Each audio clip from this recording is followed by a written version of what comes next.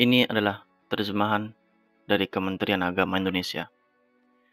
Di ayat-ayat tersebut memunculkan beberapa pertanyaan. Kalau kita perhatikan, yang pertama, bagaimana para malaikat bisa mengetahui keadaan manusia sebelum diciptakan? Dan dari mana mereka mendapatkan gagasan bahwa manusia akan menjadi makhluk yang kejam? Siapa yang memberitahu mereka? Kalau lihat dalam ayat tersebut, itu tidak dijelaskan apapun tentang Allah memberi mereka informasi dari itu. Allah nggak ada beritahu mereka. Apakah malaikat juga maha tahu? Kedua, Allah diam-diam mengajarkan Adam nama-nama untuk membungkam para malaikat karena mereka mengeluh terhadap manusia. Bukankah itu tidak adil jika Allah mengajarkan Adam nama-nama dan kemudian menantang para malaikat untuk melakukan hal yang sama?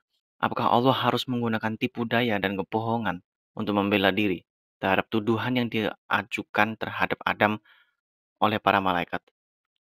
Tidakkah jelas bahwa Adam akan sama bodohnya dengan para malaikat kalau semisal Allah tidak mengajarinya? Pembenaran macam apa ini? Adam hanya tahu nama-nama ini karena Allah mengajarinya. Sedangkan para malaikat bodoh cuma karena Allah tidak mengajari mereka. Istilahnya seperti ini. Seorang guru mengajari satu siswa dari 10 siswa ya. Dan guru tersebut mengajari satu siswa itu bahasa Inggris. Lalu guru tersebut tanya kepada siswa-siswa yang lainnya, coba terjemahkan ke dalam bahasa Inggris. Angga sedang pergi ke pasar. Ya, siswa-siswa yang lainnya pasti bengong kan? Karena tidak diajarin bahasa Inggris sama gurunya. Lalu guru itu suruh satu siswa itu untuk menerjemahkan. Dan siswa itu menjawab, Angga is going to the market. Apakah karena itu sekarang siswa yang satu itu jadi ketua kelas atau lebih pintar daripada yang lainnya? Terus yang lainnya itu bodoh? Itu tidak masuk akal kan? Yang ketiga, setelah Allah menggunakan tipu daya untuk membungkam para malaikat, Allah kemudian melanjutkan untuk memerintahkan para malaikat untuk bersujud kepada Adam. Perintah untuk bersujud ini jelas merupakan hasil dari Adam yang telah mengalahkan mereka, yaitu malaikat, dengan menyebutkan hal-hal yang secara pribadi telah diajarkan oleh Allah kepadanya. Oleh karena itu kita perlu bertanya, mengapa para malaikat bersujud kepada Adam? Cuma karena dia bisa menyebutkan hal-hal yang mereka tidak bisa sebutkan. Padahal manusia itu pun mengetahui nama-nama itu karena diajari oleh Allah. Tapi kembali lagi, bagaimana para malaikat bisa mengetahui keadaan manusia sebelum penciptaannya? Itu mereka bisa ketahui. Sedangkan nama-nama tidak bisa. Aneh kan? Keempat, iblis disalahkan karena tidak bersujud kepada Adam. Meskipun perintah itu diberikan kepada malaikat, para malaikat ya, menurut Al-Quran, iblis bukanlah malaikat, melainkan ia dikatakan sebagai jin. Dalam surah 18 ayat 50, kami berfirman kepada para malaikat, tapi kecuali iblis yang bersujud, karena dia dari golongan jin. Kita coba lihat tafsirnya Ibnu Katsir ya. Jadi mereka bersujud kecuali iblis. Dia adalah salah satu dari jin. Sifat aslinya mengkhianati. Dia diciptakan dari api yang tidak berasap, sedangkan malaikat diciptakan dari cahaya. Di Sahih Muslim diriwayatkan bahwa Aisyah berkata kepada Rasulullah Muhammad ya, iblis diciptakan dari api tanpa asap. Jadi kita sudah lihat bahwa secara esensi, secara hakikat, malaikat dan iblis sudah jelas berbeda. Lalu, mengapa Allah menyalahkan iblis? Padahal kan perintah yang ditujukan itu kepada malaikat, bukan kepada jin. Menurut para muslim, mereka berpikir mereka memiliki jawabannya. Ini salah satu penjelasan mereka. Terjemahan dari bagian pertama dari ayat. Kami berkata kepada para malaikat sujud kepada Adam. Mereka sujud, kecuali iblis. Memberi kita kesan bahwa iblis adalah seorang malaikat. Al-Quran diturunkan dalam bahasa Arab. Dalam tata bahasa Arab ada aturan yang dikenal sebagai taglib. Misalnya, saya berbicara di kelas yang berisi 100 siswa, yang 99 diantaranya adalah laki-laki dan satu adalah perempuan. Dan jika saya mengatakan dalam bahasa Arab bahwa laki-laki harus berdiri, itu termasuk perempuan juga. Saya tidak perlu menyebutkan secara terpisah. Demikian pula dalam Al-Quran. Ketika Allah berbicara kepada para malaikat, bahkan iblis pun hadir. Tetapi tidak diharuskan menyebutkan secara terpisah. Oleh karena itu, menurut kalimat itu, iblis bisa jadi malaikat atau mungkin bukan malaikat. Tapi kita mengetahui dari surah Al-Kahfi, surah 18 ayat 50, bahwa iblis adalah jin. Tidak ada dalam Al-Quran mengatakan iblis adalah seorang malaikat. Oleh karena itu, tidak ada kontradiksi dalam Al-Quran. Ini adalah penjelasan dari Zakir Naik. Ya, Zakir Naik. Kalau kita analisa, penjelasan ini agak dipaksakan dan sangat lemah sebenarnya. Kita coba ambil analogi yang sama ya, dan kita ubah sedikit. Jadi misalnya, saya berbicara di kelas yang sama, yang berisi 100 siswa, yang 99 diantaranya adalah laki-laki, dan ada satu perempuan. Dan kebetulan ada orang tua mereka juga hadir dengan anak-anak mereka. Dan saya katakan dalam bahasa Arab bahwa semua anak laki-laki harus berdiri, namun tidak ada orang tua yang berdiri. Apakah saya harus menyalahkan mereka? Kan saya tidak dapat secara sah meminta pertanggungjawaban mereka, karena saya tidak berbicara langsung kepada mereka. Mari kita asumsikan saja bahwa di kelas ini, baik kepala sekolah dan wakil kepala sekolah, serta guru-guru tidak berdiri setelah menyuruh anak laki-laki untuk bangkit dari tempat duduk mereka. Bisakah saya meminta pertanggungjawaban mereka secara sah karena gagal mematuhi perintah saya? Tentu saja tidak kan? Karena mereka tidak termasuk dalam kategori laki-laki, juga tidak termasuk dalam kategori siswa. Jika saya ingin para orang tua dan para guru, wakil kepala sekolah dan kepala sekolah untuk berdiri, ya saya perlu menyebutkan mereka secara khusus kan? Masa, ayo semua laki-laki siswa laki-laki bangun berdiri. Satu perempuannya nggak bangun, dan orang tuanya nggak bangun, dan wakil kepala sekolah nggak bangun. Masa saya harus bilang, oke, kalian semua yang nggak bangun, yang adalah wakil kepala sekolah, kalian guru, dan para orang tua, kalian akan dihukum, dan anak-anak kalian akan dikeluarkan dari sekolah ini. Kan bodoh itu. Masa gara-gara gitu tok, terus nanti dapat hukuman. Paham ya dari sini ya? Satu-satunya contoh penjelasan muslim tersebut dapat berfungsi sebagai analogi yang valid adalah jika kita menerima begitu saja bahwa iblis termasuk dalam kategori makhluk yang sama dengan malaikat. Jelas bahwa perempuan dalam analogi muslim tersebut termasuk dalam kategori umum yang sama dengan teman sekelas dan anak-anak. Jadi referensi untuk anak laki-laki dapat mencangkup dia. Karena istilah anak laki-laki tidak akan spesifik gender dalam kasus ini. Penyebutan anak laki-laki dalam konteks ini akan menjadi pernyataan umum yang mengacu pada kelompok yang terdiri dari anak-anak kecil dan teman sekolah. Oleh karena itu, istilah tersebut akan mencangkup semua orang yang termasuk dalam kategori itu, tanpa memandang jenis kelamin. Tapi tidak ada dalam Al-Quran yang menunjukkan bahwa jin adalah makhluk dari kategori yang sama seperti malaikat, atau bahwa mereka memiliki sifat yang sama. Faktanya, Muslim melihat dalam ayat-ayat berikut bahwa jin bukanlah sama seperti malaikat, karena mereka tahu malaikat dikatakan tidak pernah melanggar sedangkan jin sebaliknya. Dalam surah 16 ayat 49-50. Perhatikan yang saya bold. Para malaikat dan mereka malaikat tidak menyombongkan diri. Iblis menyombongkan diri. Para malaikat melaksanakan apa yang diberitakan dan iblis tidak melaksanakan apa yang diberitakan. Nah, orang dia nggak disuruh kan para malaikat. Kalau iblis adalah malaikat, maka dia akan melaksanakan apa yang diperintahkan. Jadi, dari sini iblis bukan malaikat. Kalau dibilang para malaikat, berarti bukan termasuk iblis. Dalam surah 66 ayat 6, penjaga malaikat-malaikat yang kasar dan keras yang tidak durhaka kepada apa yang Allah perintahkan kepada mereka dan selalu mengerjakan apa yang diperintahkan.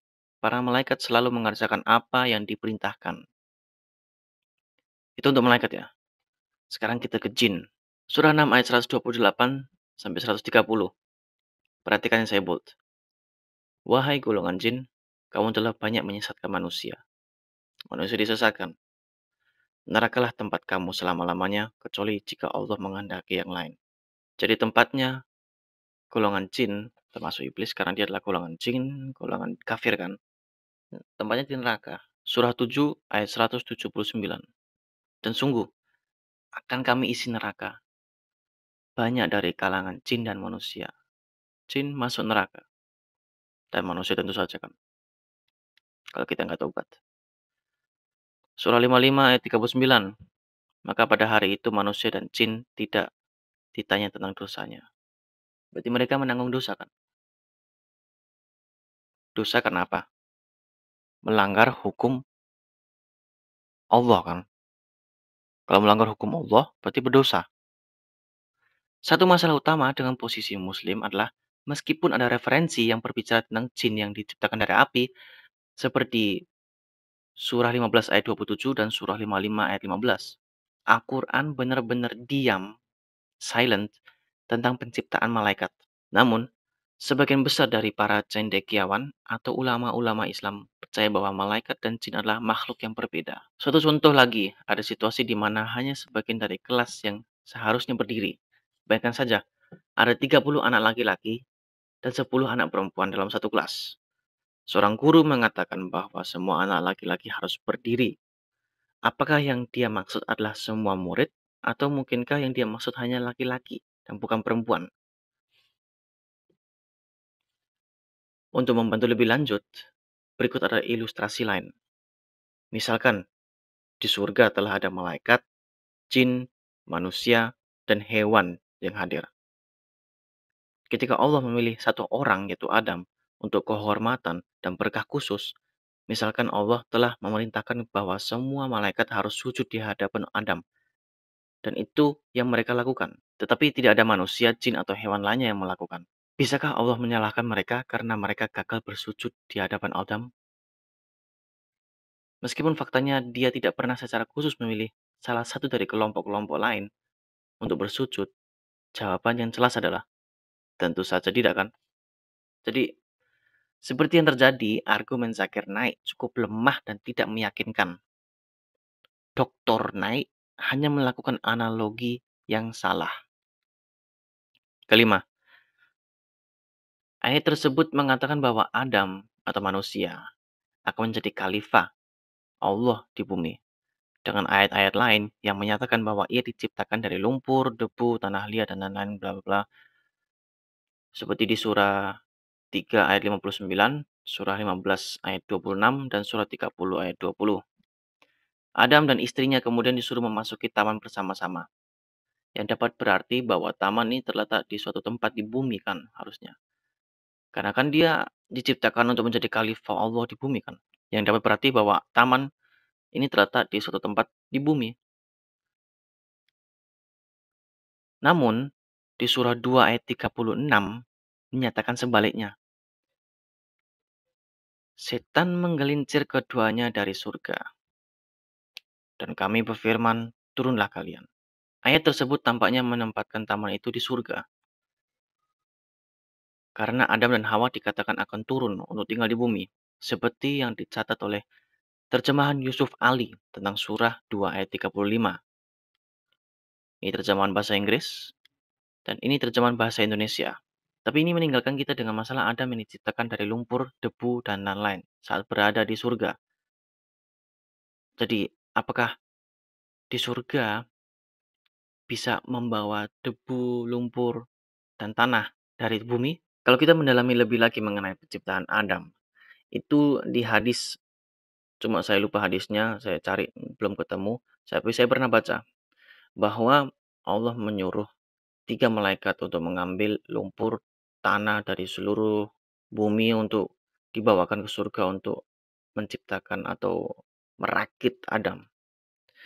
Dan 2 malaikat gagal kecuali satu setelah buminya dipukul. Habis itu tanahnya dibawa ke surga.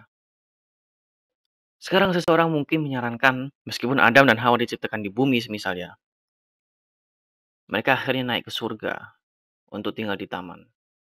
Ini didukung oleh surah 2 ayat 35, karena memang mengatakan, ini versi Inggrisnya, ini bahasa Indonesianya, "Tinggallah engkau dan istrimu dalam surga." Jadi misalnya dia diciptakan bumi, habis itu dia dibawa ke surga.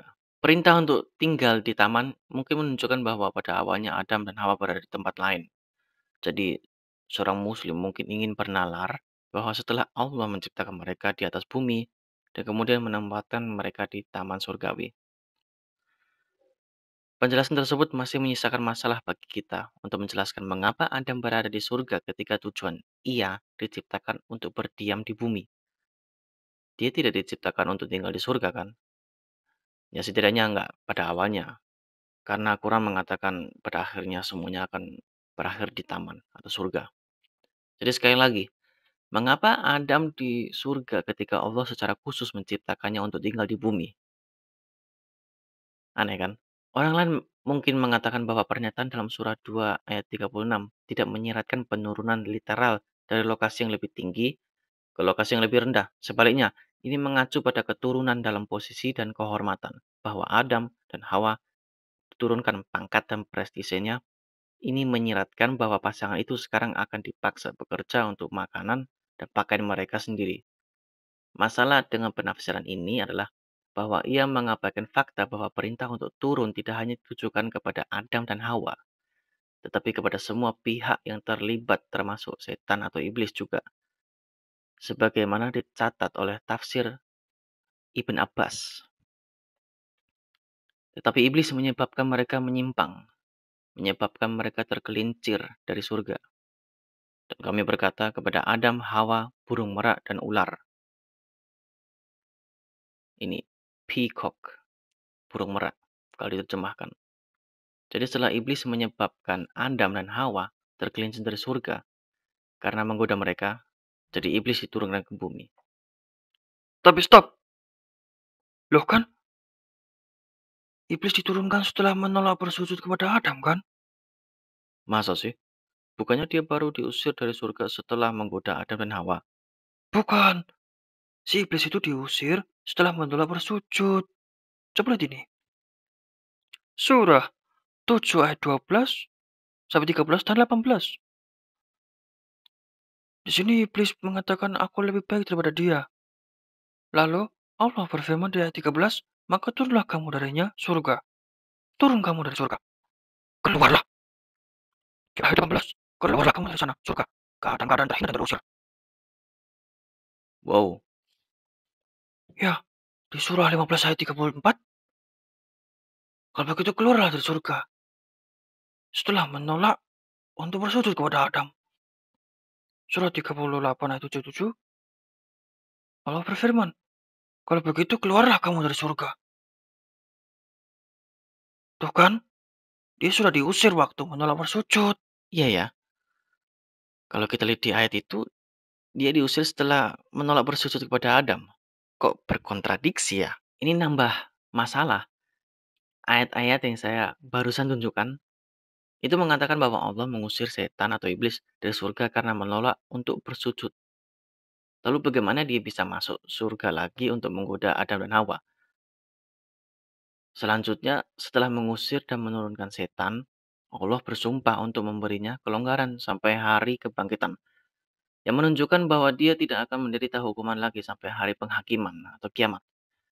Lalu bagaimana setan bisa diusir dari surga dan diturunkan lagi untuk kedua kalinya? Apakah Allah mengingkari janjinya? Kalian paham kan maksudku? Yang tadi adalah bukti bahwa iblis diusir saat menolak bersujud. Dan berikut bukti iblis diusir bersama Adam dan Hawa setelah iblis menggoda mereka. Surah 2 ayat 38 dan surah 7 ayat 24. Di ayat tersebut menggunakan bentuk jamak. Turunlah kalian semua dari surga. Turunlah kamu. Kita coba lihat tafsir Ibnu Katsir. Allah menyatakan bahwa ketika dia mengirim Adam, Hawa, dan iblis dan setan ke bumi dari surga. Di surah 7 ayat 24 tafsirnya Ibnu Katsir. Turun ditujukan kepada Adam, Hawa, iblis, dan ular. Loh, sebentar. Iblis dan ular. Ular apa? Dan kalau kita lihat di tafsir Ibn Abbas ya, untuk surah 2 ayat 36, ada burung merak dan ular. Apa burung merak dan ular?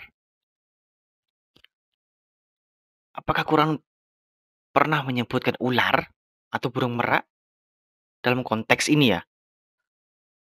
Kalau dalam pahaman Alkitab semisal ular itu adalah iblis. Dalam tafsir Ibnu Katsir, mereka tampaknya menjadi entitas yang berbeda. Komentar Ibnu Katsir tentang ular juga bermasalah karena apa yang akan dilakukan ular di taman surga? Apakah ular adalah iblis?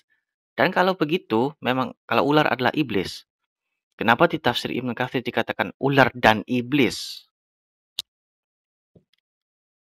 Dan kalau kita ke tafsir Ibn Abbas, siapa burung merak dan ular?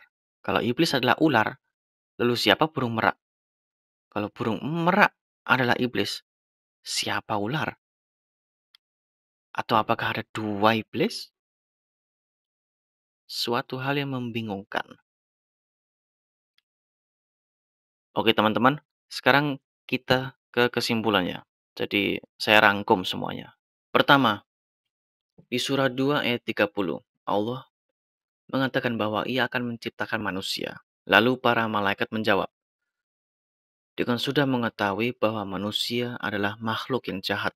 Padahal Allah belum ada memberitahukan mereka. Lalu kenapa para malaikat bisa tahu? Kalau kita baca di ayat 32, para malaikat tidak tahu apa-apa kalau tidak diberitahu oleh Allah, ya kan? Kedua, mengenai esensi malaikat dan iblis. Kita sudah mengetahui bahwa malaikat diciptakan dari cahaya dan iblis diciptakan dari api. Kalau kita melihat di hadis. Jadi, apabila Allah perintahkan para malaikat, maka iblis seharusnya benar tidak bersujud karena dia tidak disuruh.